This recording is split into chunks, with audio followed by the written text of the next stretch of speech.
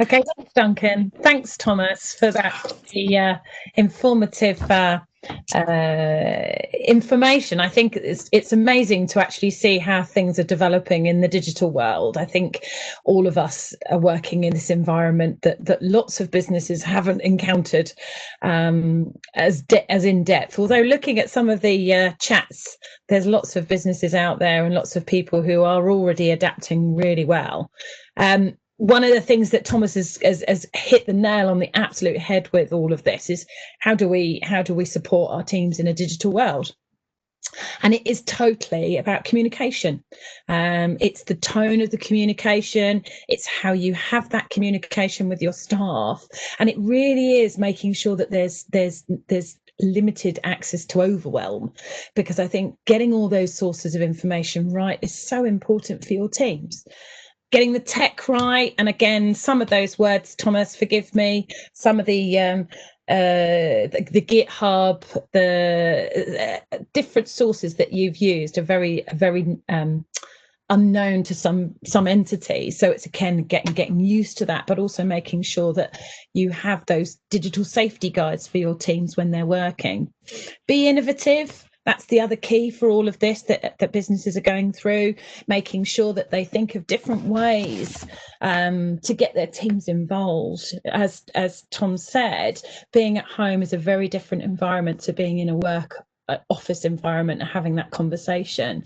I've had lots of conversations with business owners recently about how they support their teams and how they're making sure that they give them that support at home, but also making sure that they're not working to excess, as well as making sure that they don't work too little. Make sure you empower them, give them breaks. It's really important you have this sort of process in place of making sure that they know where they can be. Give them calendar dates of time and availability, because again, having that is just as important as they would be if they were in the office.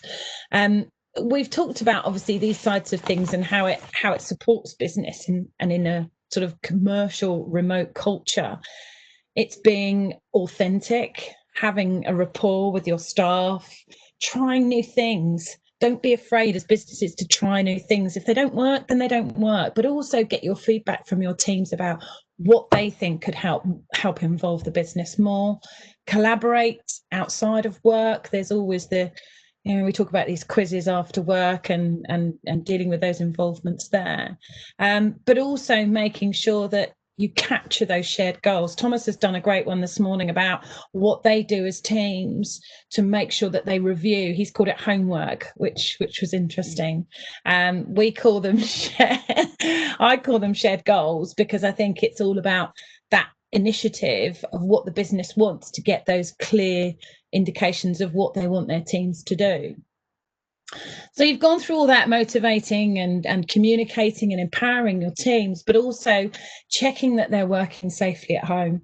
Health and safety, we hear it all the time at the moment. It's the real buzzword of making sure that you support your teams remotely as well as in the business, actually on site, making sure you have that regular contact, and getting also the teams to make sure they take care of their own health and safety. We always used to have this sort of process in place that was called the open door policy, where people could feel they could just walk through the doors of their manager or someone more senior, and they used to be able to come back and say, I've got this problem, but giving them that space and availability for you. And I appreciate everybody is so busy trying to do what they need to do. Regular breaks, again, is so important, giving them the support. One of my mental health consultants, we provide a good foundation of advice, and I'm happy to let Duncan have what we call the stress check tool, and also the other checklist tools that we can use, so I can send that all to you at the end of this event. We talk about PPE. We also talk about what you could be doing in remote environments, employees that aren't remote. Again, the health and safety consultant, he provides 5 steps for a COVID plan. Also, we can provide you the risk assessments as well, so we can send that over to you. Again, I'll send that to you, Duncan, at the end of the event.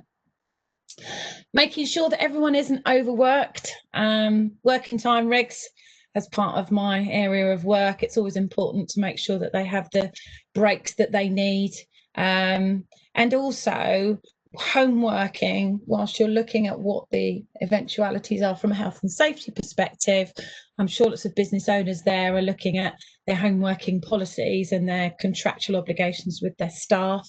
It's another big word that we start looking at is getting your staff's consent about working from home, also getting their consent about any changes that and responsibilities that they have within their contract of employment.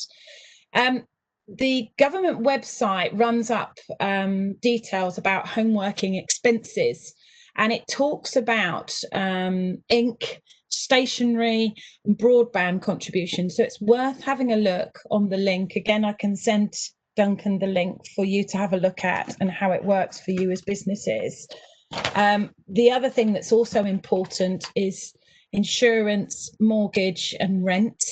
As an employer, check your insurance covers your employees to be working from home, and also that the business equipment is covered, and also covering any claim by third parties. Not that Thomas's young daughter that was crying in the background there would knock her cup of milk over the keypad, but you never know. But always checking with your insurance brokers. Employees, it's also important as you as the employer to remind them to check that there's no issue with them working at home. Home insurance, ask them to check their home insurance, and obviously with their mortgage provider or their landlord that there's no objection to them working from home. I haven't got a lot of any slides. I wasn't intending to do that, but I think the most important thing is be honest, be upfront, and continue talking to your teams, because you will get a lot more out of your workforce if you communicate and keep that chain open. That's me. Thank you very much. And if there's any questions, please let us know. Thank you, Laura.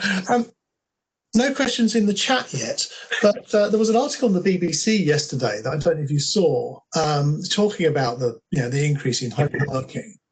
And there were two particular comments on there. One was this issue about trust and whether your team are actually working, when they're at home and if you can't see them.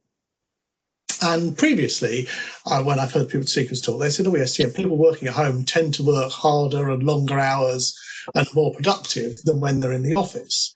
But the particular article yesterday did a survey of a whole load of people newly working at home. And it wasn't saying they were necessarily not working as hard, but certainly saying that they were worried they were not working as hard. I don't know if you had any sort of information on that sort of aspect. Yeah, I mean, it's a real massive change for business, and I have lots of clients who say exactly the same thing. How do you trust those individuals that are working away from home? One of the environments that you have is as we've talked about, you work to shared goals, you talk about having a review, you look at reflecting on business initiatives, and you set those tasks. Now, what you've got to remember is that everybody at their home environment will have different sets of circumstances. So, for example, you might find that some of your workforce will be working in the evening rather than actually working as they were during the day because they have family commitments.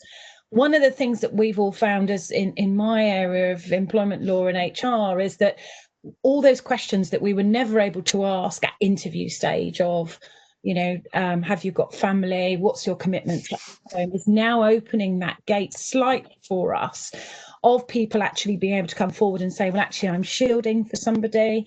Actually, my personal circumstances are this. Actually, I have to do this rather than that particular time. So it's always important to talk to your staff, engage with them, find out if there's any issues. Many years ago, we had the discussions about micromanaging and people feeling that they were being constantly watched in their work environment. Excuse me. But now it's a very different environment for them to be in, and it's about it's talking to your staff. It really is about saying, you know, how can we see that we can develop this to make your performance better? What do we need to do to improve these areas? What targets do we need to set? What, I keep going back to Thomas's homework comment, but what homework, you know, should we be setting? But getting them stimulated, getting them to understand that this is such a different environment. Flip side of that, Duncan, I've got a client who heard that the staff that work for this particular firm have now said, you know, they are so more engaged with the business because they know that there is a very daunting environment outside of work, and the likelihood of finding another job is very limited. So interestingly, I've seen a productive increase of people being able to work from home and actually working to the greater good, really. Yeah. Thank you. Yeah, a couple of comments on the chat coming up about trust and how if your employer is trusting you to work at home, you just feel that bit more engaged and ready to work for them. The particular article I was referring to mentioned sort of tracking software that was installed on their home, you know, the laptops they were taking home, that was monitoring keystrokes and website visits, and periodically took a snapshot from the webcam to make sure you were sat at the computer. Yeah, that sort of surveillance instinctively feels counterproductive. But that chap felt that it was a way of making sure his staff are sticking to the tasks they were doing. I think they were call centre staff or something, so obviously they were doing something very rigid in its, you know, in its workflow. But yeah, that seemed over the top to me. Good luck with that for him. I don't know how that will continue. From, you know, it is culture. It's how you run your business, isn't it? It's how you want your teams to work. What message does that send out to new recruits, but also what then sending out to the outside world? You know, I certainly, you know, wouldn't be wanting, you know, the webcam constantly on me, making sure I'm sat at my desk. It instills a level of distrust. And I think that's a real shame. I think it's, you know, but, you know, tried and tested is the way that it will go forward, I'm sure. I've just seen someone saying, is it never heard mortgage lease issue raised before working from home?